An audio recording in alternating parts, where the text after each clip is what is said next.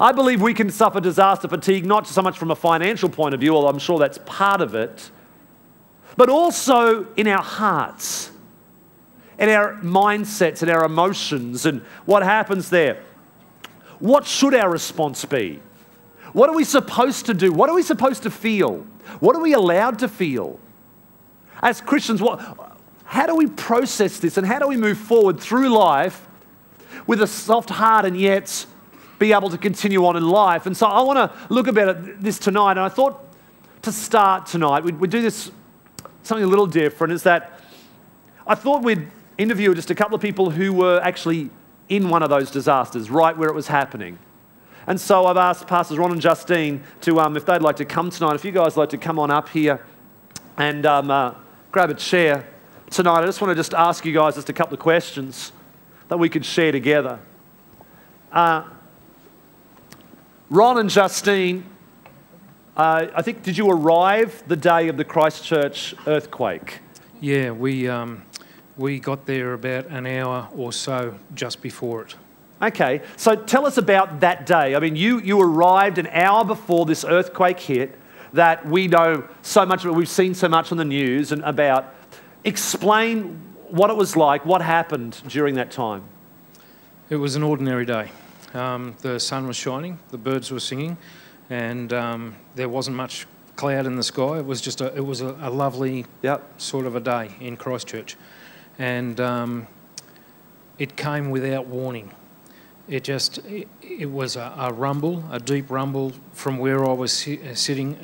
It came from behind me, and I didn't know what it was. I'd been in one earthquake before, but I'd never, never been in a big one. Yeah, sure. And when it came, I had no idea what was going on. Yeah. Ron was actually in the middle. He'd just had a vision of the earth shaking and of a tree with branches falling off it. And he was in the middle. We were sitting with a pastor having lunch in his home, the pastor whose church we were ministering at in Christchurch. And we were in the middle of talking about how God's shaking the church. And so Ron was in the middle of prophesying about how God is pruning the church through shaking when the earthquake hit. And Pastor Stuart and I jumped underneath the table, and this pastor's yelling at us, "Get under the table, get under the table." And Ron was sitting going, "What's happening? What's happening?" Wow. So it was just it sounded like the roar of a jet plane just barely overhead us, yes, or the roar of a train, a freight train coming past very close to where we were, just in the brief couple of seconds before it hit. And then it lasted for 43 seconds, and everything moved. Wow. And when you say everything moved, it was like it not only was moving from side to side, but it was up and down as well. And you had that like feeling that you were sort sitting of... on a wave. Yeah. Wow. Yeah. Well, I was going to say fantastic. It's not fantastic, good fan of it, but wow, yeah, that's just a phenomenal thing to have been through. So we saw a lot of the vision on television, heard the stories about of different things that happened. We saw buildings falling down. What was some of your experience firsthand with some of the devastation that was a result of that?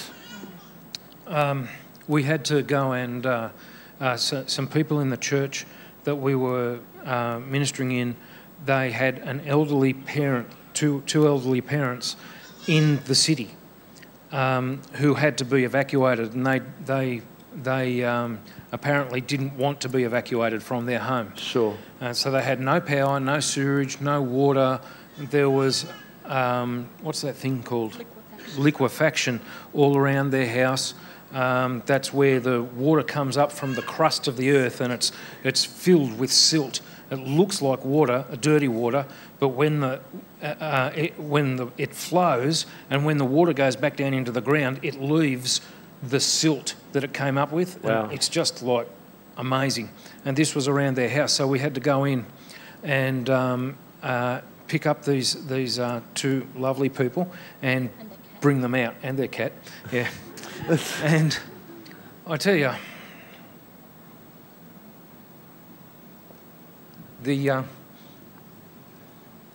the pictures that you see on the television are not like driving through it. Wow. We had to drive 15 minutes to get to their house. It took 2 hours. Wow. Just going around. You know, you couldn't go this way because there's this huge hole in the ground. Wow. And so you can't go there. You've got to drive down these streets, and there's another hole over there, and there's cracks and liquefaction everywhere. And when you look at the buildings that have fallen over, fallen in, crumpled, it's like, have you ever seen a child building a sandcastle on the beach and another child has come along and just wrecked it? It's like that. Wow. Only it's real buildings, real people, real dead people. Wow. And real lives that are lost and real lives that are broken. And you know, we drove past this one shop that was just all tumbled in, just like that, like it was a Lego shop that somebody had. And there was this Indian guy, obviously the proprietor of the shop, and he was sitting like this. Wow. With his hands in the hair, hands, you know, on his head, and sitting on some rubble. And you could just see that his whole livelihood had been taken away. Yes. Wow. His whole, probably his house, he probably lived at the top of the house, you know, like you just don't know, you know, like. And so he's probably his house, I didn't know him, I didn't go and speak to him, but you could just see that there was nothing left. Wow. People's jobs, people's business, people's stuff. There was this, there was a postie going around doing his job, and somebody said, "What are you doing?" You know, like, and he said, "Oh, my house is gone. I've lost people in my family. I've lost everything that I own. This is the only thing that I've got that's normal." Wow. So that was him trying to make sense of the chaos going on around him. Yeah. We talked to people who had, just across the road from us, a lady from the church who had to provide DNA evidence because her sister was, their sister was missing, and the only way they could identify her because of the damage to her was through DNA evidence. So there's all that thinking through people's minds. Yeah. You know, all that. It's not just that you know somebody that your sister has died. It's that she's so badly damaged that the only way they can identify her is through you providing DNA. Wow. We met a fellow who, him and his wife were leaving Christchurch because his home was destroyed, his business, the building had fallen down on all these speedboats that he, what did he do with them? He was like a auto outfitter, you know, mechanic and doing other stuff. And what happened was he had a contract with a company who wasn't in Christchurch, but this company would send him boats and he would do stuff with them and then send them back and they'd sell them.